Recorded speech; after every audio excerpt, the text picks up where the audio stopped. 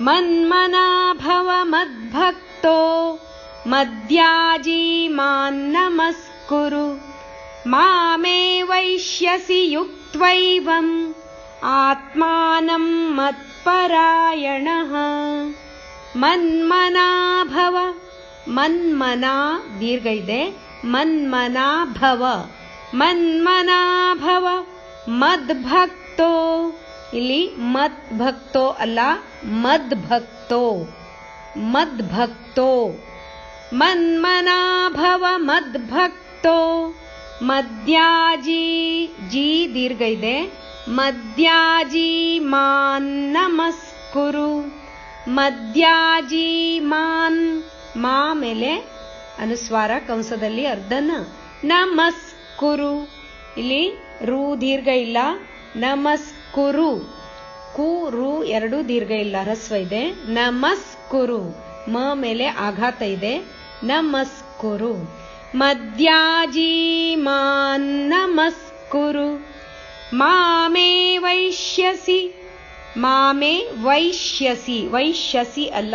ವೈಷ್ಯಸಿ, C ಹ್ರಸ್ವ, ವೈಷ್ಯಸಿ ಯುಕ್ತ್ವೈವಂ, ಇಲ್ಲಿ C ಅಕ್ಷರ ಹ್ರಸ್ವ ಇರುವ ಕಾರಣ ಯುಕ್ತ್ವೈವಂ ಶಬ್ದವನ್ನು ಒಟ್ಟಿಗೆ ತಗೊಳ್ಳಬೇಕು. ಮಾಮೇ ವೈಷ್ಯಸಿ ಯುಕ್ತ್ವೈವಂ, ಮಾಮೇ ವೈಷ್ಯಸಿ ಯುಕ್ತ್ವೈವಂ ಆತ್ಮಾನಂ ಮತ್ಪರಾಯಣಃ.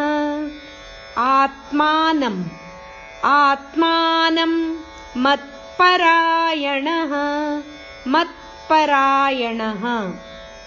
ಶ್ಲೋಕ ಹೇಳುವ, ಮನ್ಮನಾ ಭವ ಮದ್ಭಕ್ತೋ, ಮನ್ಮನಾ ಭವ ಮದ್ಭಕ್ತೋ ಮದ್ಯಾಜಿ ಮಾನ್ ನಮಸ್ಕುರು ಮಾಮೇ ವೈಷ್ಯಸಿ ಯುಕ್ತ್ವೈವಂ, ಮಾಮೇ ವೈಷ್ಯಸಿ ಯುಕ್ತ್ವೈವಂ ಆತ್ಮಾನಂ ಮತ್ಪರಾಯಣಃ, ಆತ್ಮಾನಂ ಮತ್ಪರಾಯಣಃ.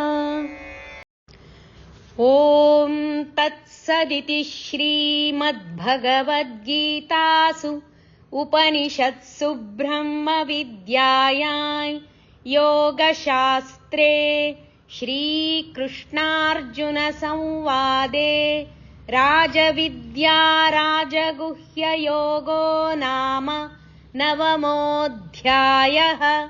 ಓಂ ಶ್ರೀಕೃಷ್ಣಾರ್ಪಣಮಸ್ತು.